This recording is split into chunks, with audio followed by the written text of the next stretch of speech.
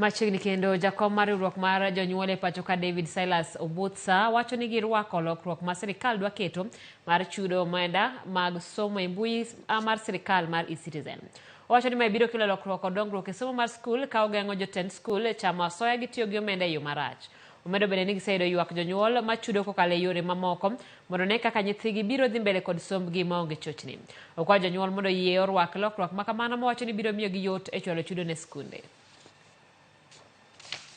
While the National Parents Association has no contention over the recent directive for fees payment through eCitizen, we note that a few concerns have been voiced through various parents reforms or platforms across the country, which are very crucial. Notably, the concern over how parents who have been